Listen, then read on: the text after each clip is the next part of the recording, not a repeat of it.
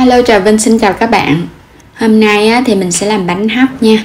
Bánh hấp với nhân dừa đậu xanh nè, béo ngon, lớp bột thì mềm mềm dai dai, tạo hình cũng bắt mắt nữa. Thì mời các bạn cùng vào bếp để thực hiện món bánh ngon này với mình nha. Nếu như thích kênh của mình thì vui lòng đăng ký kênh để nhận các video mỗi ngày xem kênh ủng hộ mình. Đầu tiên thì mình chuẩn bị một chén bột gạo, các bạn dùng bột gạo nào cũng được. Một chén bột năng, hai loại này là 300g nha. Tiếp theo mình có là chút muối, một ống vani, 50g đậu xanh mình đã hấp chín, 50g táo đỏ khô, 100g đường, một chén dừa nạo, mình chọn cái loại dừa gám. Cho bột vào trong thau để mình pha bột nha. Mình sẽ cho bột gạo thôi và mình cho vào đây 400ml nước. Các bạn sẽ khuấy tan phần bột gạo này. Phần bột năng thì mình để chút nữa mình mới cho vào sau. Chỉ cần khuấy bột gạo thôi. Rồi các bạn khuấy đều lên. Mình để cho phần bột này nó nghỉ 10 đến 15 phút để cho nó nở ra. Tại vì bột đóng gói nó khô lắm. Rồi bây giờ cho hết chén dừa vô trong chảo. Cho muối vô luôn. Mình sẽ ướp phần đường trước để cho dừa nó ngấm đường. Trộn đều lên. Các bạn ướp cái đường vậy nè thì dừa nó ngọt và chút nữa mình sên nó cũng ngon nữa. Rồi bây giờ mình sẽ cắt cái phần táo đỏ nha. Táo này thì mình ngâm nước, mình rửa, mình bóp ra cho nó khô để nó sạch bụi. Cắt ra những cái miếng nhỏ nhỏ. Cái phần hạt thì bỏ đi. Rồi các bạn cắt lại chút xíu cho nó hơi nhuyễn một chút. Quay trở lại đây mình cho hết vô trong dừa. Cho phần đậu xanh vô luôn.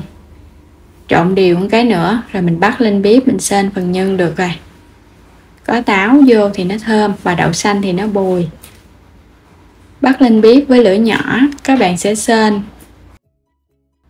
Mình sên nhân thì mình sên lửa nhỏ để cho đường nó tan ra và nhân của mình để được lâu á. Còn mà để lửa áp quá thì nhân bị khô. Đảo đều một chút thì đường nó tan ra thì mình thấy phần nhân nó sẽ hơi ướt hơn. Và các bạn nhớ đậu xanh mình hấp chín để cho nó đừng có bị nhão, cho vào trong nhân. Rồi mình cho vani vô luôn cho nó thơm ha. Vani thì mình cho ở cái bước cuối cùng, các bạn dùng dạng bột hoặc là dạng nước đều được. Cho vô rồi cái mình đảo đều một cái nữa là tắt bếp được rồi. Vani nó sẽ giữ được hương thơm. Khuấy phần bột đều lên, sau khi mình để 10 phút cho nó nở ra thì mình rây nó lại.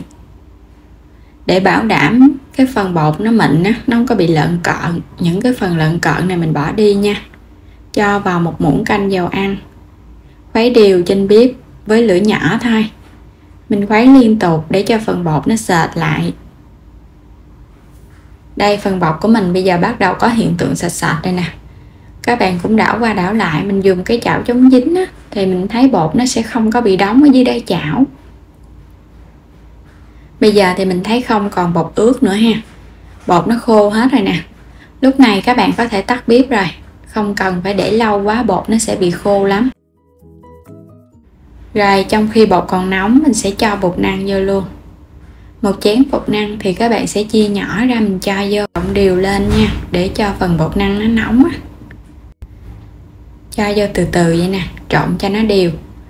Cho bột năng vô sau vậy là giúp cho phần bột của mình nó mịn. Còn nếu các bạn cho bột năng vô mình khuấy luôn á thì nó sẽ dễ bị ốc trâu lắm. Mình cứ trộn thật là đều cho nó nguội bớt. Sau khi mà bột nguội thì mình hãy nhồi nha. Các bạn nhồi cho nó mịn như nè. Bột còn ấm ấm á, thì mình nhồi nó dễ lắm. Đừng có để nó nguội quá, mà còn nóng á, thì khó nhồi. Cho hết lượng bột còn lại vô luôn. Các bạn cũng nhồi đều lên để cho khối bột này nó phủ đều cái phần bột năng. Nó sẽ mịn và không có bị dính tay. Đây khối bột của mình rất là mịn này nè. Và không còn dính tay nữa. Bây giờ thì bắt đầu mình đi gói bánh được rồi. Mình sẽ lấy một cái lượng bột vừa đủ thôi. Tùy theo các bạn thích cái bánh nhỏ hay lớn. Mình làm mỗi cái giống như viên chè trôi nước vậy đó. Rồi vo cho nó hơi tròn tròn cái lỗ ở giữa. Các bạn sẽ múc nhân lên. Tùy theo cái bánh lớn hay nhỏ thì mình múc như khoảng 1 muỗng cà phê bung là được. Bột có thừa thì mình ngắt bỏ đi, vo cho nó hơi tròn tròn lại, rồi mình để qua một bên nha. Tương tự thì mình làm tiếp cái thứ hai. Các bạn làm cho nó có một lỗ ở giữa vậy nè, mình cho nhân vô mình túm nó dễ tròn hơn. Các bạn đừng có làm cho cái cục bột nó dẹp quá, khi mà cho nhân vào á mình túm nó khó tròn lắm, có thể là nó sẽ bị ló phần nhân ra bên ngoài nữa. Mình túm vậy nè, nhưng nó không có bị ló ra bên ngoài, để một chút nữa mình tạo hình cho nó dễ. Xong hết rồi. Rồi bây giờ mình sẽ vo cho nó hơi tròn tròn láng láng lại.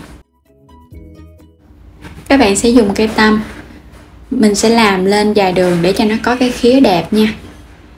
Mình thấy tạo hình này giống như là trái bần vậy đó. Các bạn có biết trái bần không? Y chang trái bần luôn.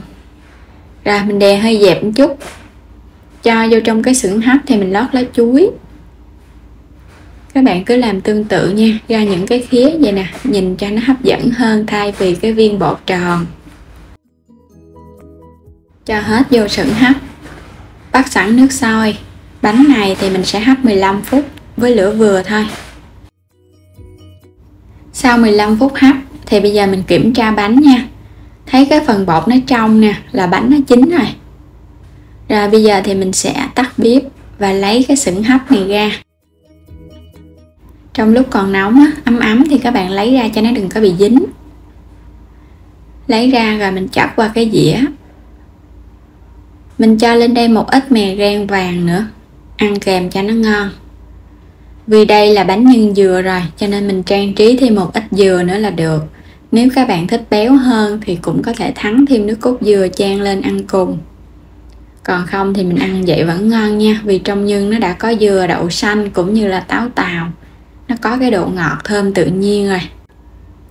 Phần bột của mình thấy nó mềm ha, mềm dẻo dai. Rồi bẻ bánh ra bên trong. Vừa bột gạo vừa bột năng sẽ giúp cho cái bánh có độ mềm và độ dai. Nếu như mà các bạn thích ăn bánh mà mềm hơn thì có thể tăng bột gạo giảm bột năng. Và cái lượng nước cũng vậy luôn. Nhưng mà mình thích ăn cái bánh nó hơi dai dai thì mình làm cái liều lượng vậy. Rất là hấp dẫn luôn. Một kết hợp mới lạ, có thêm táo đỏ khô thì mình thấy cái phần nhân nó sẽ thơm lắm á. Rồi bây giờ mời các bạn cùng thưởng thức thử nha. Ăn vào phần táo thì nó ngọt ngọt, thơm thơm, đặc biệt rất là béo và giòn của dừa. Thì mình thấy cái phần bột á dai dai ăn nó ngon, thấy bột nó cũng trong hơn ha. Còn nếu mà các bạn cho phần bột gạo nhiều thì bánh nó sẽ ít trong. Và đến đây thì mình cảm ơn các bạn đã theo dõi hết video này. Vui lòng đăng ký kênh để nhận các video mỗi ngày, xem kênh ủng hộ mình, like và chia sẻ các video của kênh nữa nha. Xin chào tạm biệt và hẹn gặp lại những video tiếp theo.